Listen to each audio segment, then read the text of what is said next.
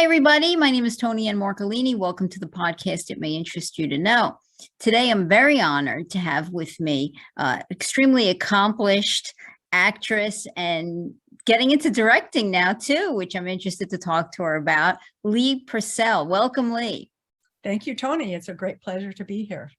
Oh, it's a pleasure to get this opportunity. I, of course, was familiar with you from your many acting roles before the interview, but in preparing for today, I learned some things about you that I didn't know. Like, for example, and I have to ask you, because I know you got your start initially from in a movie with Steve McQueen. At least that's the start that I think. I mean, if you're doing something before that, I don't know. And I guess your big break came with Steve the movie with Steve McQueen that you were ultimately cast for. Kirk Douglas is in the movie. Do you remember auditioning for that movie? Oh yeah, it's engraved in my memory forever, and not be for reasons you probably wouldn't think. But I was very young, and it's a very long time ago, and I was trying to be an actress. I was studying all the time, and I was going to a very acting class and dance class. And I'd already been a dancer, and I'd already been a model, and I did not like modeling, but I loved dance when I got injured, and so I was going to acting classes like practically 24/7. Anyway, I remember the audition because there were 5 of them.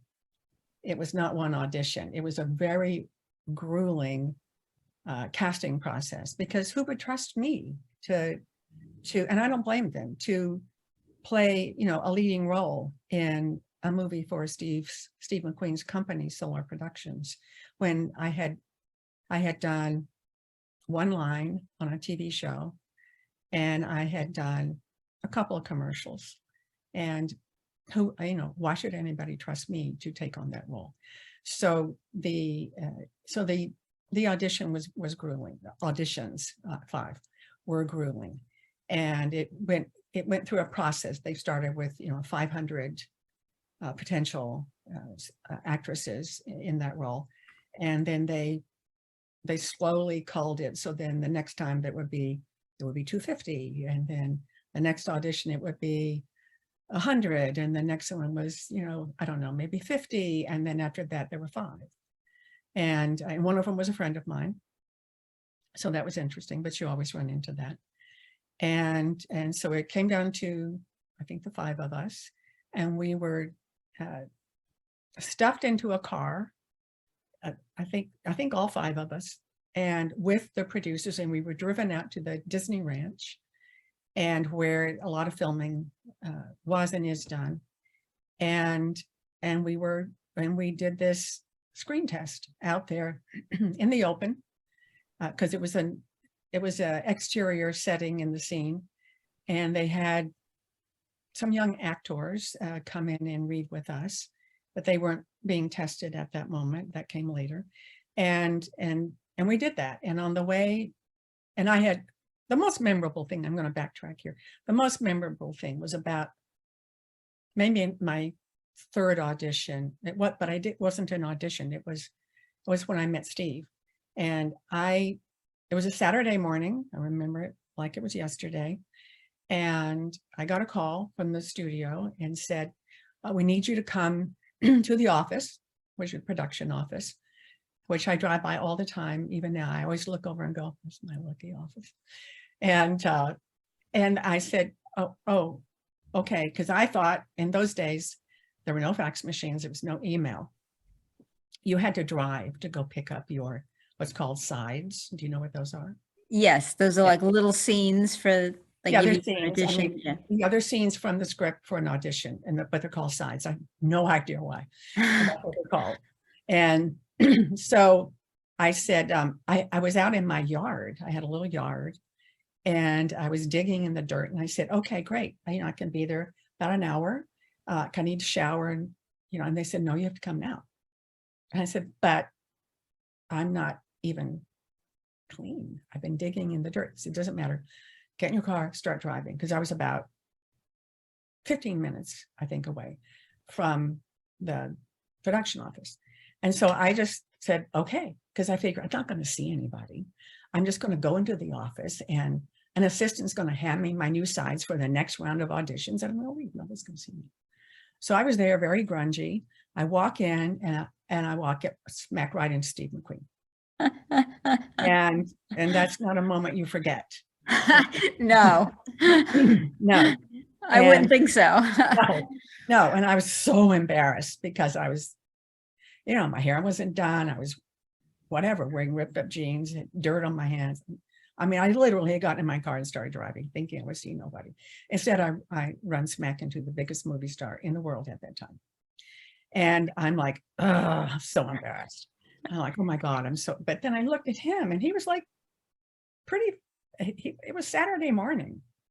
And he was pretty funky looking, you know, just had on like an old t-shirt. And so he's like, come into my office, let's talk. And I said, sure. And thinking, I'm going into this office, I'm going to talk to Steve.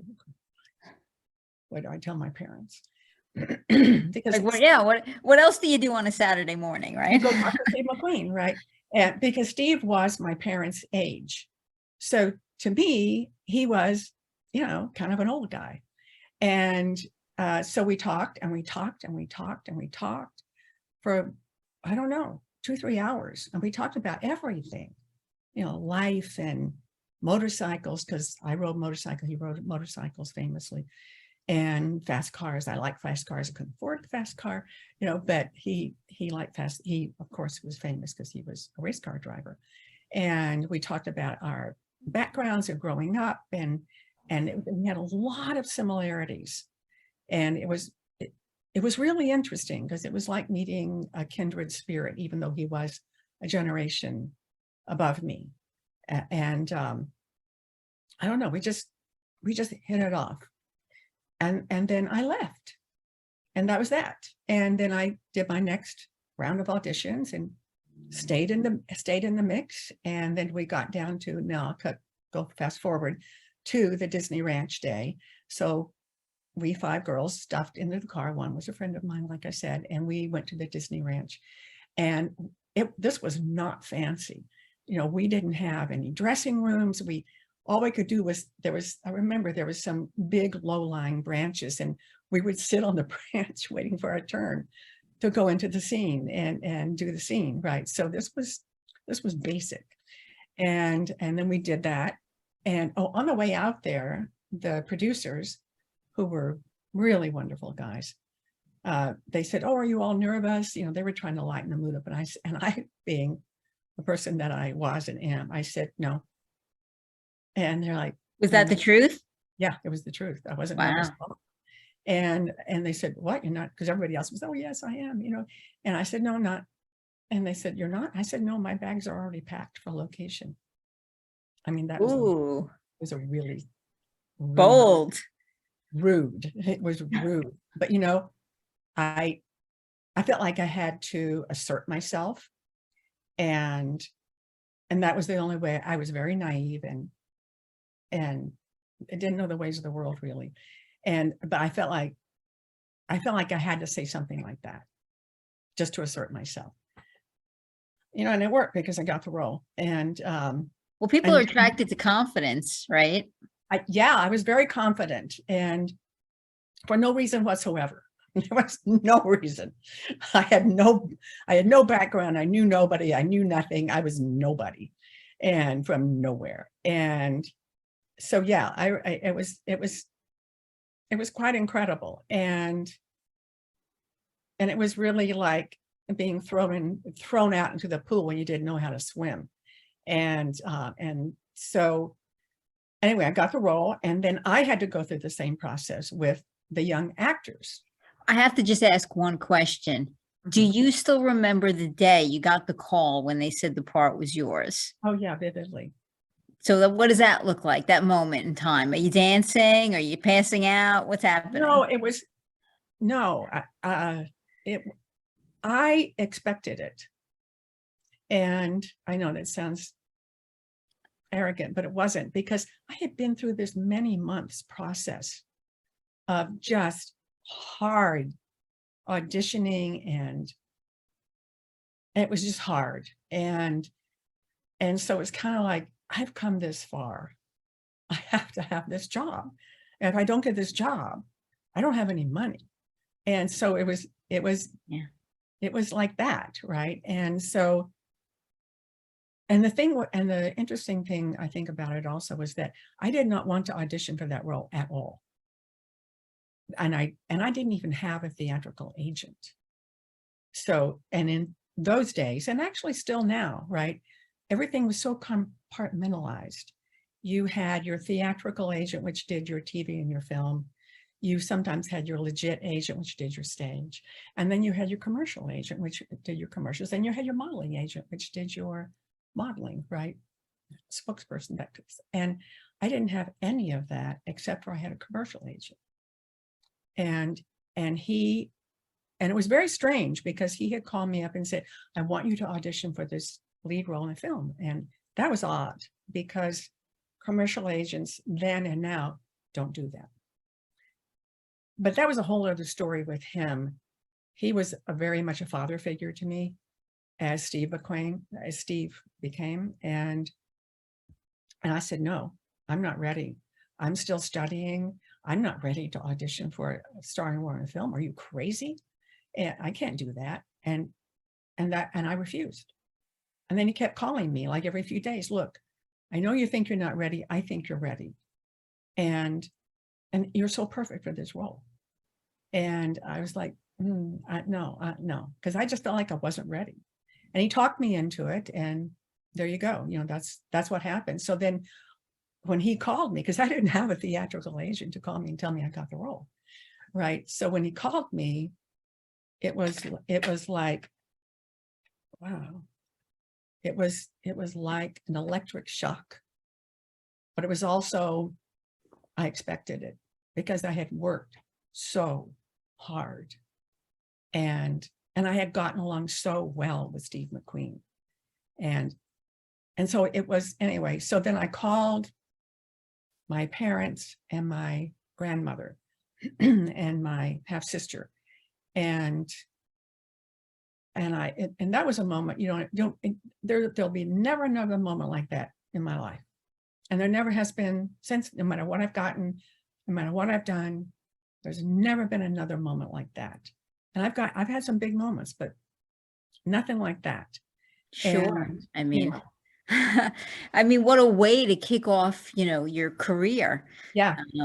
I mean, it's literally starring opposite Michael Douglas, who wasn't really, I guess, Michael Douglas that we know of now back then. Plus, he didn't have the job yet. I was hired first, which is very unusual, and probably in his career never happened again that he would have hired first, right? But no, then Steve mentored me after I got the role, because he knew I was like, knew nothing, and I knew how to act, but I didn't know anything. I didn't know anything about set protocol, even though I had done a few little things, right? It's very different when you're doing the starring role. And so he mentored me, and I'd go in and we'd talk, and he'd say, now remember this. And he taught me about money and practical life things. And I would exercise with him, because I was real skinny from modeling. And he's like, you got to gain weight, you're too skinny.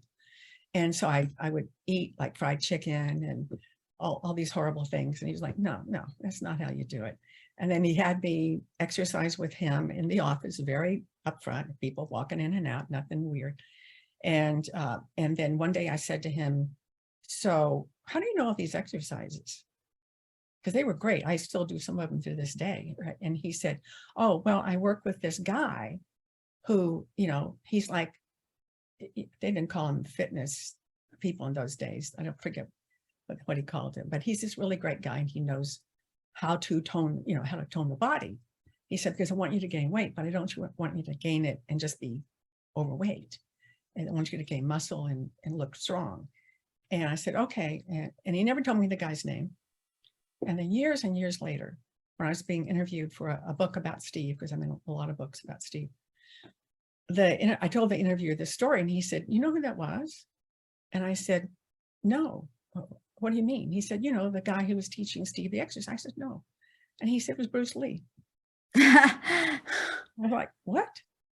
And then I Wow. went, "Oh, that makes sense," because a lot of the exercises were martial arts exercises, and Steve did martial arts. But you know, I didn't know. I had no idea. I was really dumber than dirt. So No. so that, you know, and then I went out and I did the routine, the whole audition routine with all of these young actors, and to play the male lead.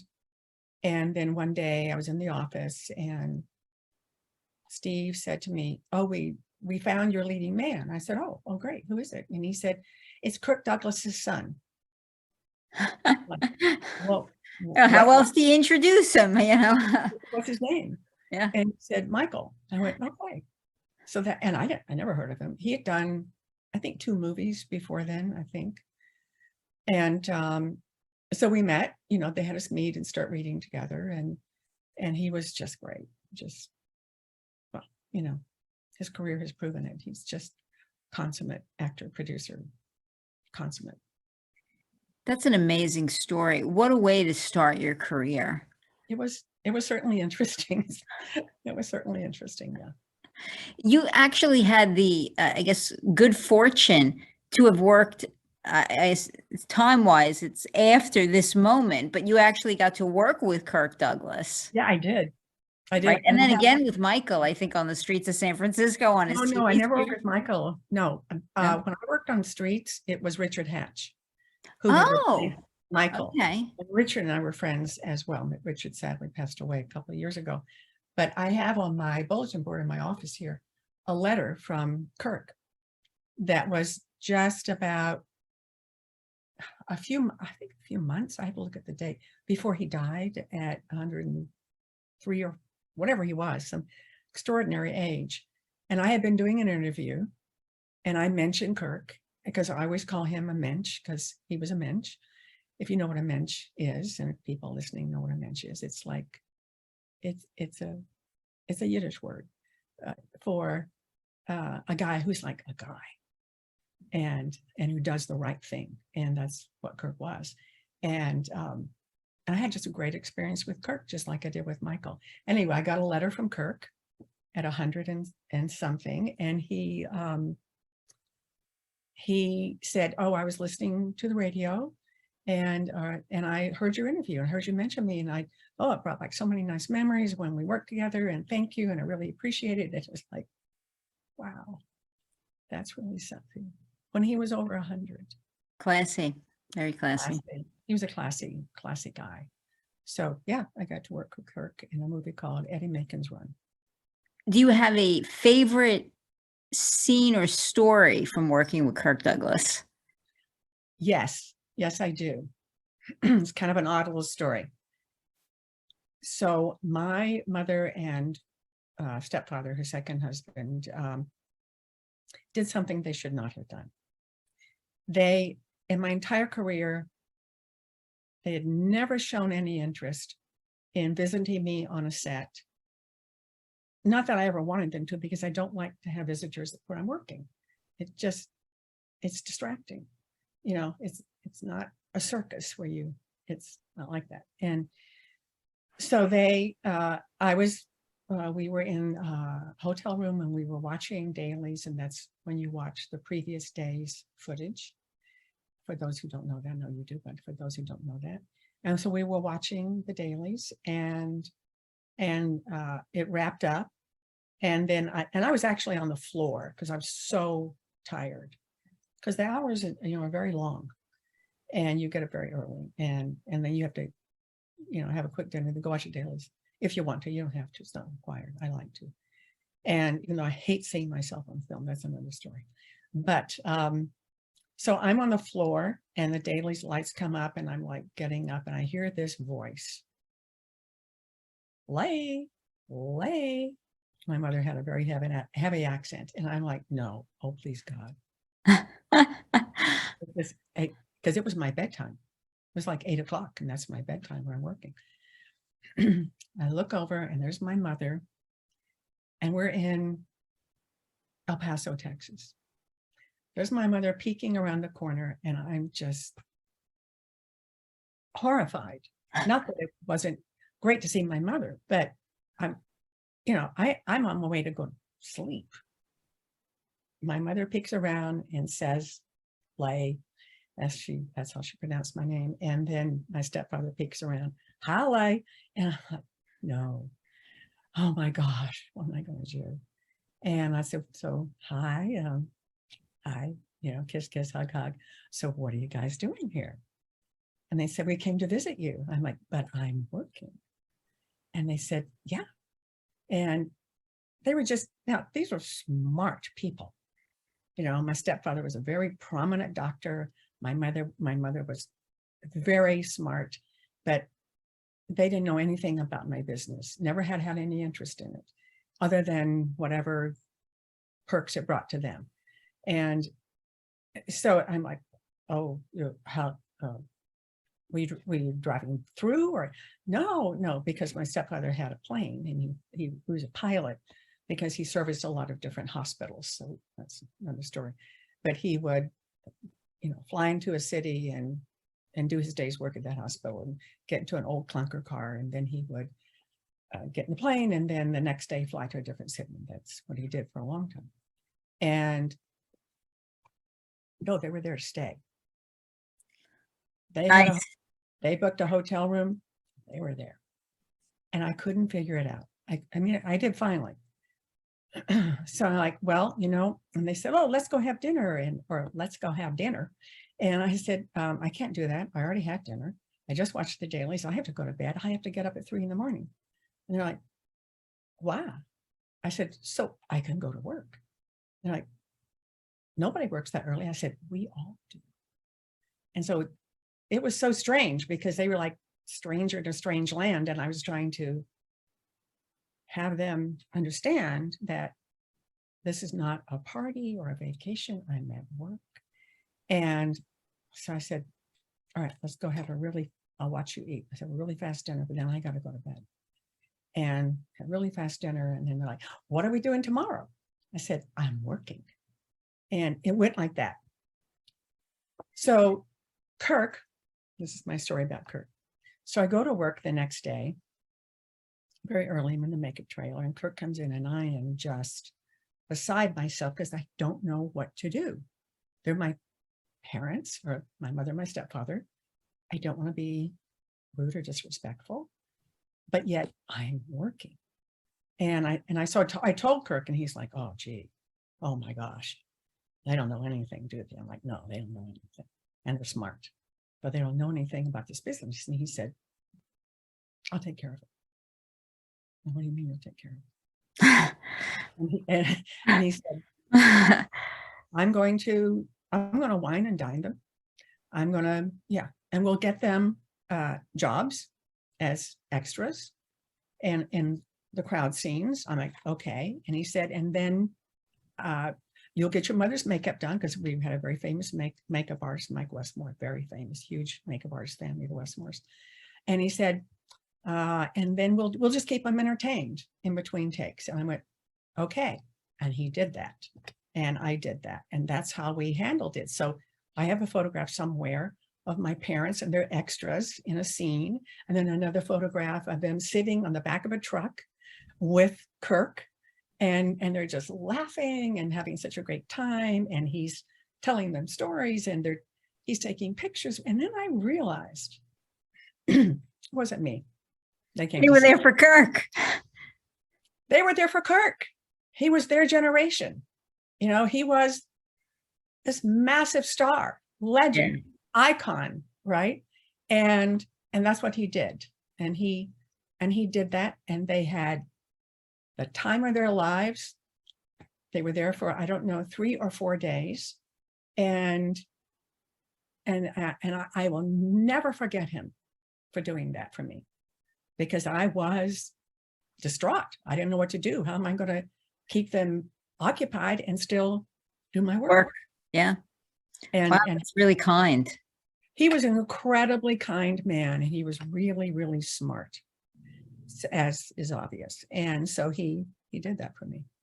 And you actually had the opportunity to work with another father and son, Lloyd and Beau Bridges.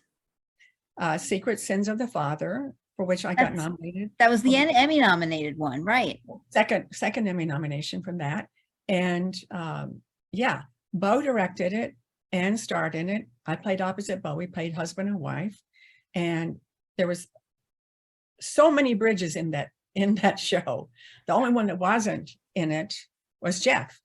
But there was Lloyd and Dorothy, who is Beau and Jeff's wife, and Lucinda.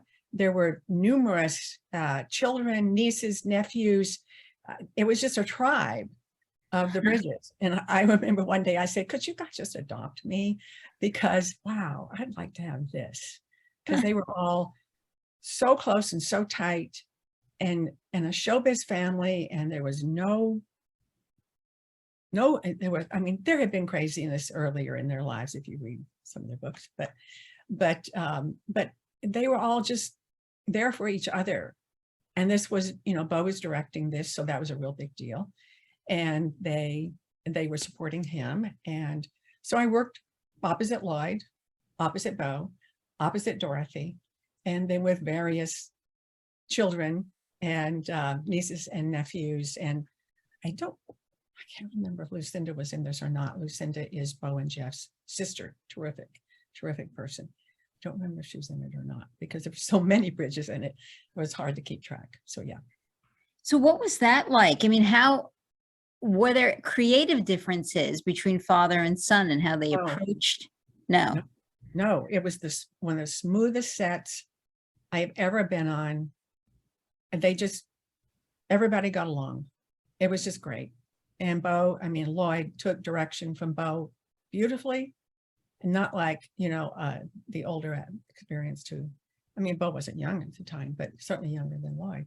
And no, it was just, there was no friction whatsoever. It was just a joy. The whole show was a total joy. I remember this one scene we had in a cemetery, and it was a funeral. I think it was the mother character's funeral, which of course was played by Dorothy, the real mother of Beau and them. And anyway, we had the scene in the cemetery, and we were all just like laughing and joking, but then we had to get real sad, real suddenly.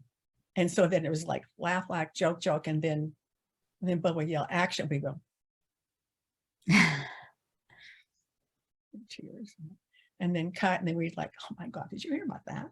Oh my God, and then what were we having for lunch? And it was just like this big, it was like a big party. But when the cameras were rolling, it was nothing but professionalism. So it was great. Wow. Yeah, you've worked with some other big directors too. I saw Jackie Cooper and Sidney Poitier. Yeah. Be directed by both of them had to be pretty amazing.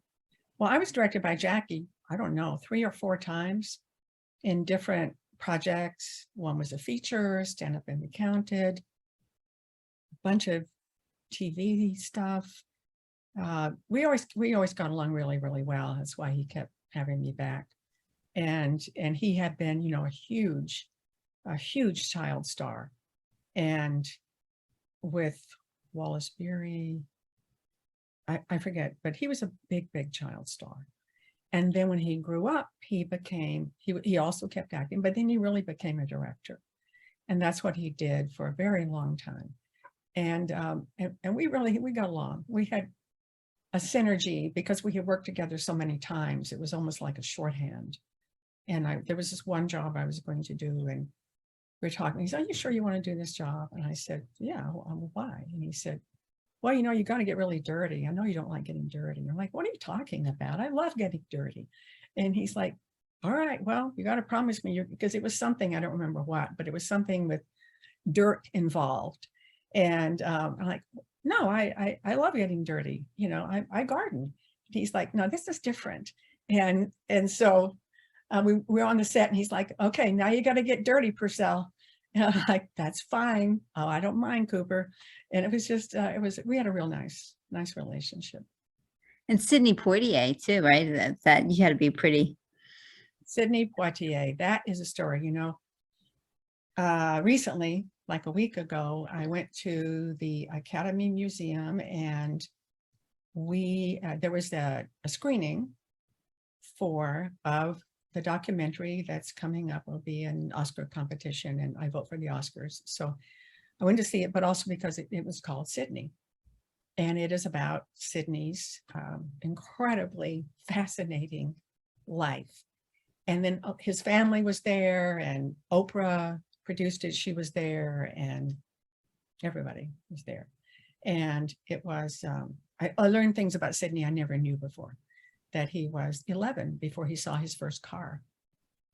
That he had a very, very heavy accent, and he got rid of it like I did. I had a heavy accent at one time. He got rid of it by listening to a particular newscaster, Sidney Broadstreet or somebody like that, who had a very beautiful voice. And so Sidney trained himself to have that voice. And he was a really interesting, self-made man in a time that, boy, Black men didn't have those opportunities, not like that. And then when you see this documentary, which I hope that you do and everybody watching this sees, because it is fascinating. And it doesn't just cover Sidney's life, but like what was going on in the culture at the time and civil rights, and it's really, really interesting. So Sidney, who directed me in a film called Stir Crazy with Gene Wilder and Richard Pryor, and funny because I'm friends with Richard Pryor Jr. But I came in an audition for the role that very well-known actress got, whose name is out of my head at the moment. He'll come to me. Oh, almost did. JoBeth Williams. Anyway, so we auditioned for the same role, and then I left, and I think I did a pretty good job. And then like later, not that day, but I think the next day or two, my phone rings and hello. And then it's hello. It's Sidney in that voice. And I'm like, you know, working with Steve McQueen in early age prepared me for all this. And, you know, because nothing really phases me much. And so I'm like, oh, hi, you know, thinking he's going to tell me I got the role. No. He says, well, you know, you did a great audition, but I don't think you're right for the role. I said, why? And he said, you're too small physically. You're too slight physically. You're too young. I don't think you should do this role. I have somebody else in mind. I went, well, thanks for telling me. And he said, no, wait. I want you to do this other role. He said, are you familiar with that role? I said, no. And he said, okay, well, why don't you read the script? And it's not a big role. He said, but it is the opening of the movie, and it is with Gene Wilder. And I think you should do it. I would really. And he was like really being great, you know, offering me this role. So I hang up, I read the script. It's a small role, but it's a really good role. It's really memorable. And it's in the beginning of the film, if anybody has seen that film. I think people have, because it made $100 million when it opened.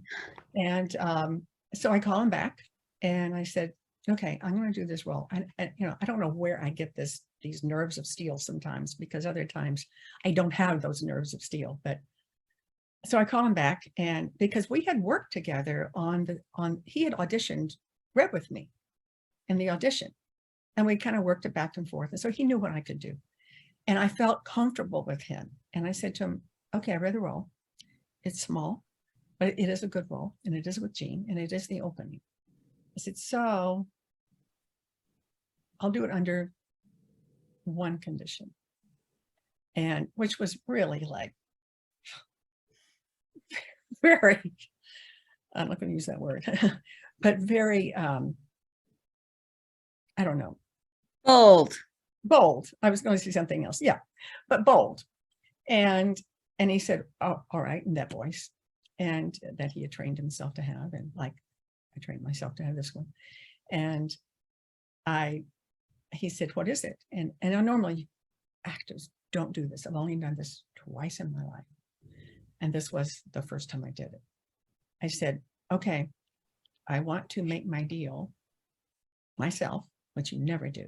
Your agent does, your attorney does. They go through the producers, the casting. You don't do it. It's unheard of. And I said, so I want to make my deal right now with you. And he was like laughing. He's like, yeah, fine, let's do it. I said, so this is the money I want. And he went, okay, you got it. I said, okay. And it was a lot of money for this one scene. And I said, and this is the billing I want. And it was a ridiculous billing for somebody doing one scene. But I had already I had a track record of good billing, good money. So it wasn't like out of line, but it was out of line for me to say, I'm going to make my own deal. And my agent just nearly eviscerated me afterwards, right? Even though I made a better deal than my agent could have. And so I said, this is the billing I want. He said, you got it. And I said, fine. He said, you'll do the role. I said, yeah. And that was that. And then I went on the set. I had my good money and I had my good billing, and I did that scene. And it was interesting working with Gene, because he was a very quiet, shy, introverted man. Which you'd never know, right? You'd never know, but yeah. Oh, you'd never know that. And he was really wonderful. He was really great, but he only came to life when the cameras rolled. And I didn't work with Richard, but Richard was on the set. And so I talked to him, and he was in his kind of hyper stage. And then of course was directed by Sidney. And so that was my story about Sidney. You were also Emmy nominated for a movie with Mark Harmon. Sure. I've said before on the podcast, there came a point in time, I was always a big Mark Harmon fan, and then he plays a serial killer, right? I forget which one, maybe Ted Bundy. I think so. Yeah, and I see him in this movie, and he was so believable as the serial killer that I couldn't watch him in anything else for years. No. So you've never seen Long Road Home? No, I couldn't watch him in anything else. Oh my God. Right, because it just gave me the willies. Like I remember like the look in his face when he was like committing the murders. And oh God. Oh. See, no, I've never seen that, and I'm glad I didn't, because then it would stayed with me. And and I would like, oh my God, are you a serial? But you did this, you did this Emmy nominated project with him, so that must have been a great experience. I mean, he certainly is a great actor. He is, and we've known each other for a really long time. We knew each other way before we worked together, and on Long Road Home. And anyway, Mark and I were playing migrant farm workers in the Great Depression. And it was based on a huge book that Jane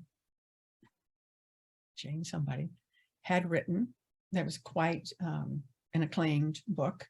And it was based on her actual grandmother's experiences, having worked in the fields and lost everything in Texas or Oklahoma, and had to come to California and work in the fields with a whole bunch of kids and her husband. And so it was based on that. And Mark was a rodeo rider, which I have done in real life. He didn't do it in real life, but I have did it for 5 years.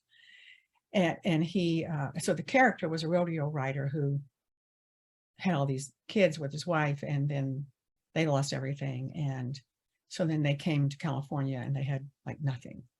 And it was really an amazing, wonderful, beautifully directed story. It was the same director that did the story of Miss Jane Pittman, and we had an incredible DP, director of photography. He was a genius and has done many, many big things. And what else? And anyway, so we had to learn how to pick so that we would look like we really were migrant farm workers. And I was in a real skinny phase of my life. I can tend to do that. I get really, really, really skinny, and then I get average, and then I go back to really, really skinny. And sometimes a little bit more than average.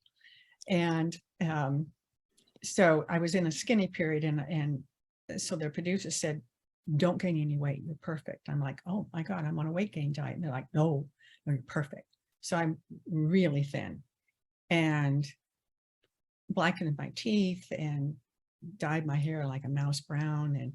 And so, you know, we didn't look good, and which was appropriate. And then we went out in the fields, and we had to learn how to pick, and we were picking artichokes, which gave me a tremendous respect for people who actually go out and pick our food, because the artichokes have razor sharp leaves. And so they demonstrating here, they cut your hands and your arms, and you have to wear special, really razor proof gloves if you can afford them, and arm shields if you can afford them.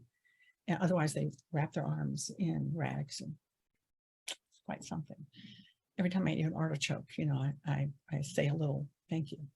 And so we learned how to pick. That took a couple of days. And then I had done a lot of research on what kind of accents they would have. And so I was teaching the younger kids accents, and Mark, of course, he was perfect. And we did this, and it was really one of the great acting roles of my life. And it was a very spiritual experience. Sometimes you have those, and in a role, it becomes quite spiritual. And then I had relatives, my 5 great uncles and my great grandfather had lost everything in the Great Depression. And they were from Arkansas, and they all came out to California seeking work, and they never left. And so that makes me third generation, I guess. No, 4th. I don't know. Even though I wasn't born here, but I came here as a teenager. And so I don't know, it was a very spiritual thing for me, that role. Just the people that it honored, and then the writer's grandmother it honored, and then my own relatives, in a way, it kind of honored. So the fact that I got an Emmy nomination for it was wow, that was really icing on the cake. I was going to say, that's kind of gravy to what it was, sounded like already a magnificent experience. It was a magnificent experience, it was.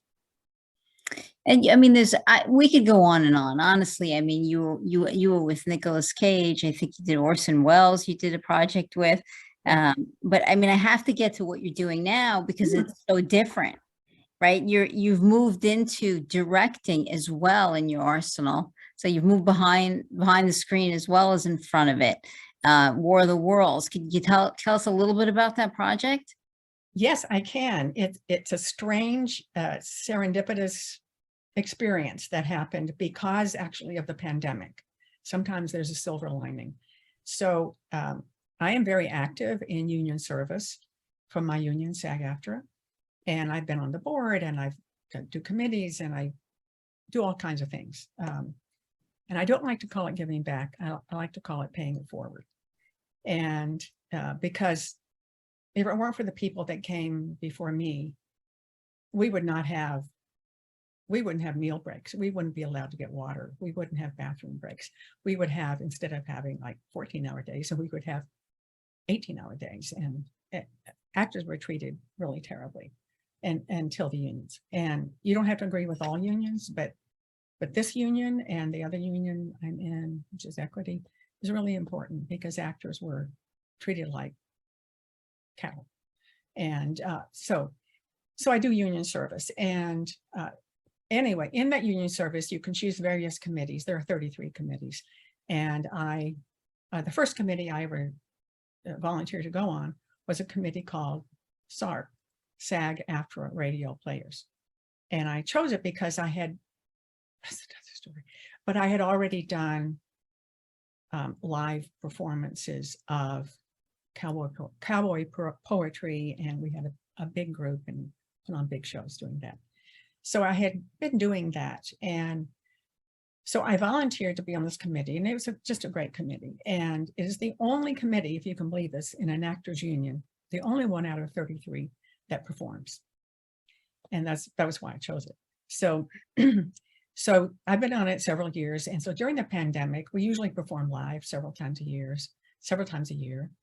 at the AFTRA Museum, which is in Los Angeles. It's a very well-known Western Museum. It's next to the LA Zoo. If people are watching this or in the LA area, they will know it. And Gene Autry, who's a famous cowboy singer and owned the baseball team, and he was like a really successful man and an actor, but and he owns a radio, and he really was an entrepreneur. Anyway, this museum was his museum, the Gene Autry Museum, and it's a great museum. And so we performed. We have a stage. It's not a very deep stage because it wasn't meant for performances. It's a shallow stage, but we make it work. Anyway, so then pandemic happened, and suddenly we couldn't perform anymore. So we're all getting frustrated, and because we're actors, that's what we do. And so we were like trying to figure out what to do. And we were all having these incessant meetings on Zoom, like we all still do. And like we're doing right now, which is not, don't mean incessant in a negative way. I mean, it's constant, right. You know what I mean? And so we were talking about this one day on Zoom, and we said, wait a minute, can we perform on Zoom? So we had this big discussion, the committee, and we decided to do that. And we have a great group of people. There's, I don't know, 15 or 16 of us, a great group of people from all walks of life. Everybody's a performer, obviously, but some people, different kinds of performers. Some people are radio people, some people are teach. So, I mean, just all kinds of people. And then we have these techie geniuses, because without them, we couldn't do what we started doing. So we started performing, and what we have always done is we traditionally perform radio plays from the golden age of radio, and everything you ever heard of or not heard of, and because we've been doing it a long time.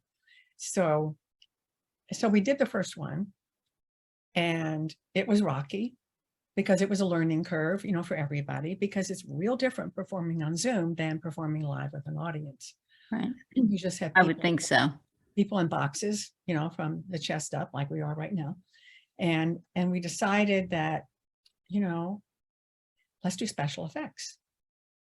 And let's do sound effects, because in our live performances, we do sound effects, but the sound effects in the live performance are part of the performance, because you see the sound effects person, you know, taking the coconuts and making horse trot noises, and you see them with the little door, and they open it and they slam it, and you see all that like you did in radio back in the day.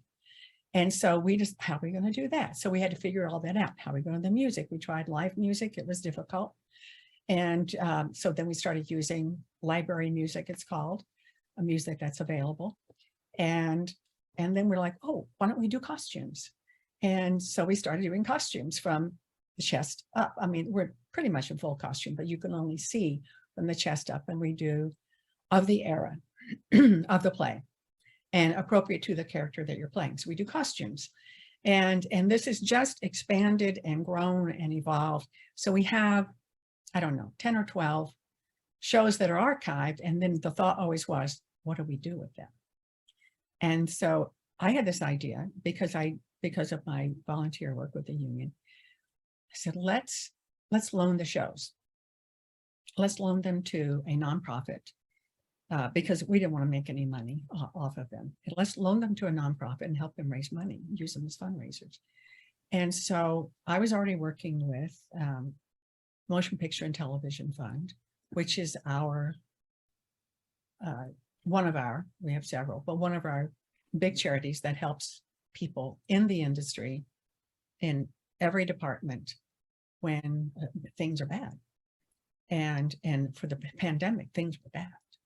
because nobody could work. Nobody could earn any money. People were losing their houses. They were getting evicted. They couldn't buy food. You think, oh, just movie stars, right? No, there are people who are grips, who are gaffers, who wardrobe people, who, and then all the ancillary We're out of business. work. Yeah. Everybody was out of work. So I made a deal with the NPTF that we would loan our shows to them and for fundraising. And we have a specific calendar we're on. And then I brought in a partner because I don't know how, this is heavy duty technology. And I know how to do the directing and the writing and the technology I'm okay at, but I needed somebody. So I brought in a partner, Michael, who is a genius, and Michael Carnegie, who's also a wonderful actor, who does many, many different voices. And when people see the first show, which I hope they will, The War of the Worlds, he plays Orson Welles. And I chose him to do that because I knew Orson, worked with Orson. So I knew Michael could do a good Orson. And because as the director in these shows, you cast everything. And he was, you'll see, he's brilliant. And it's a huge cast in The War of the Worlds. And we took it, there are many versions of The War of the Worlds going all the way, I don't know, into 20, I think there was a show last year, right? But nothing like our show. There have been movies and TV series and an opera and just almost every medium you can think of for the worlds. But what we did was we took the original script from the original broadcast, 1938 on CBS radio, that Orson did, that is very controversial. Like, did people really run into the street screaming and yelling and committing suicide? Or was it something that was cooked up by the newspapers that was their competitor? You have to watch the show to find out. So anyway, that show was released on September 9th. And you can go to our website, which is HollywoodRadioPlayers.com. I'll say it again, HollywoodRadioPlayers.com, which has just been put up. Michael the genius did it. And you can see that show that I directed and that Michael and I produced and Michael edited. And so people do as many as 4 roles in this show, in War of the Worlds, they did. And then I do one line because nobody else wanted to do it.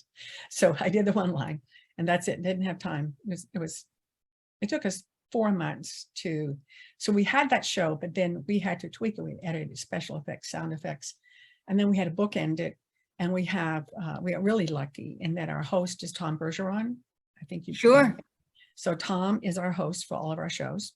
So I write everything, that obviously not the original script, but I write everything else, all the intros and everything. And so Tom Bergeron's our host, and he's incredible. We're so grateful to have him. And so that show debuted, like I said, September 9th, so you can see it.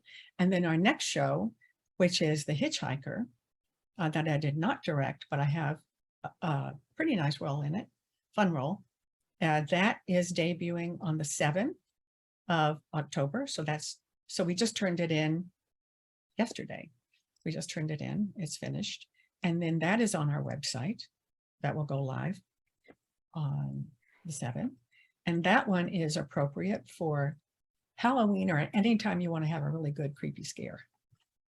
Well, I'm going to put the links up for sure, with this interview so that people can go check it out. I definitely will be checking it out. Right, because we're going to be releasing one a month. And that's wild. It's also very like Kid in a Candy Store, right? It is. It's so great because we don't have to wait for anybody to hire us. We hire each other.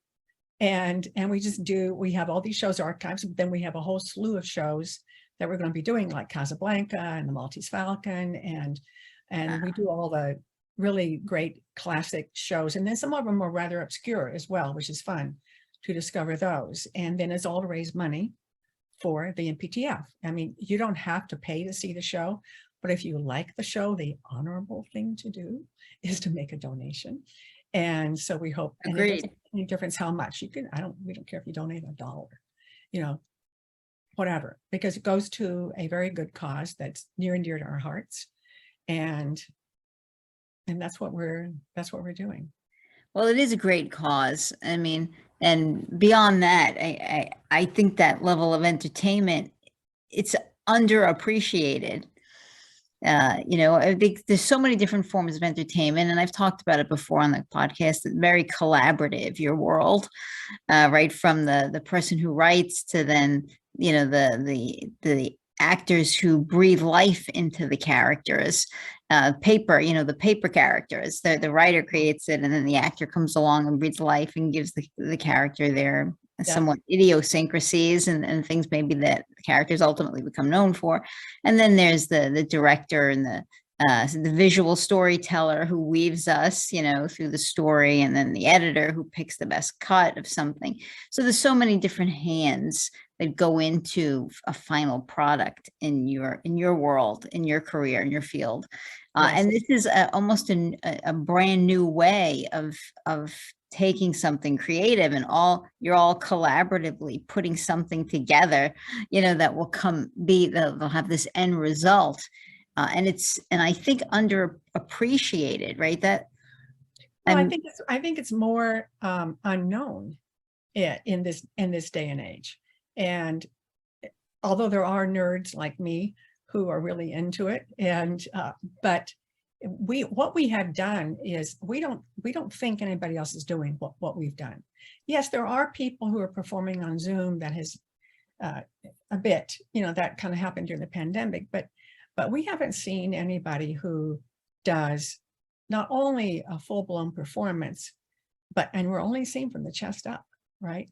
A full-blown performance with costumes, with special effects, with sound effects, with editing, and it's rough. I mean, they're not that slick. It's hard because everybody films individually in their homes. So Right. some people's cameras are better than others. Some people's sound is better than others.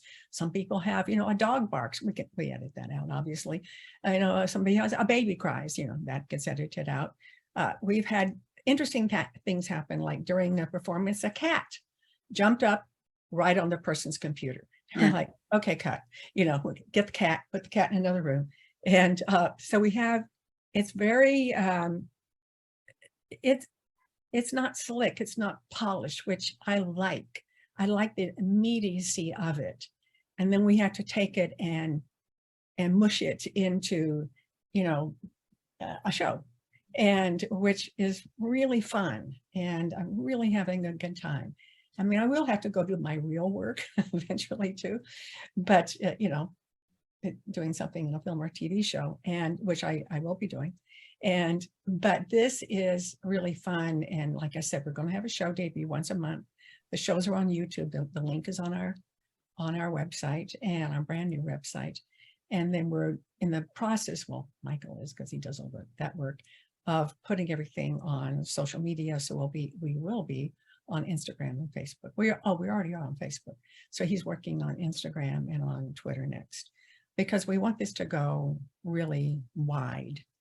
And we want to, bring a lot of people to it, because our objective is to raise money for the MPTF.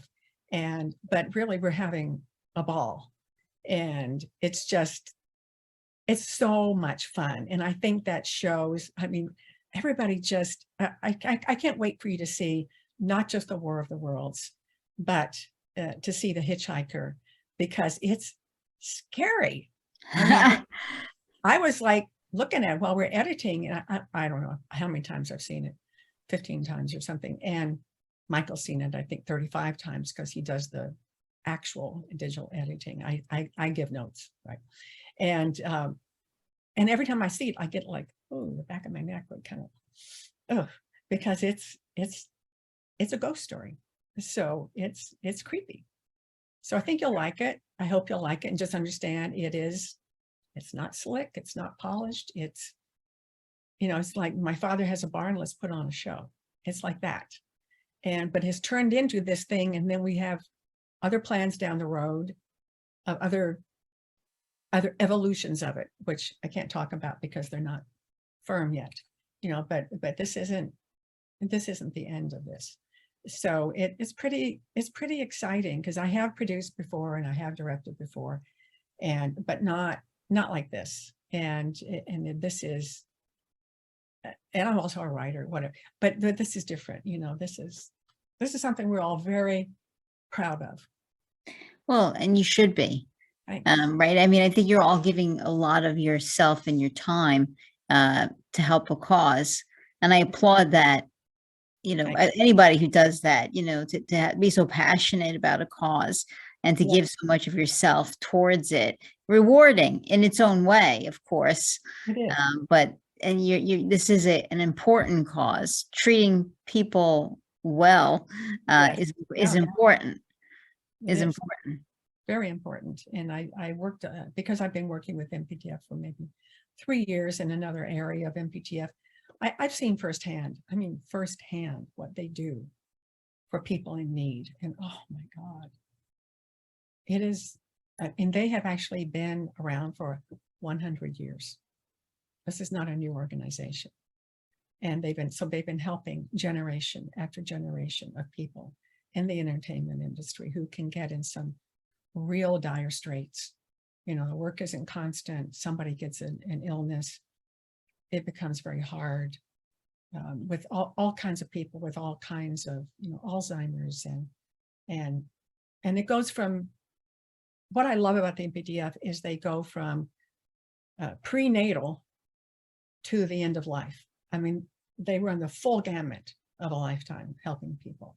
And I just find that to be extraordinary. And they are all such extraordinary people. They do miracles with small staffs and, long hours, and they really perform miracles. So it's my honor and my privilege to be able to help them in some small way. Really well said. Thanks. So I'll put the links up. I encourage everybody to check it out Yes. and to donate. This is a good cause. So beyond checking it out, you definitely want to consider making a donation. As Lee said, whatever you can afford. And it's tax deductible. Right. And we're coming to the end of the year when everybody has to scramble and, trying to find out, how do I save on my taxes? Well, you can donate to the MPTF and you can save money on your taxes and help a good cause and support a bunch of actors who are having a really good time. Very interesting. So I thank you. you. I thank you for joining me and please come back, talk to me again, Sure. Talk to me as you're continuing to do this work, these episodes, and come back and talk to me about all your other projects that I couldn't get to. Oh, thank you. Thanks for having me on. It was great. You asked great questions. Thank you. Thank you so much for being here. And I'll definitely have Lee back again. Love to come back. Please check out the website, HollywoodPlayers.com. Also check out my website, LeePurcell.com, and see what's up. Do it. It's worth your time. All right. I'm going to go. Thank you, Lee. Bye. Bye.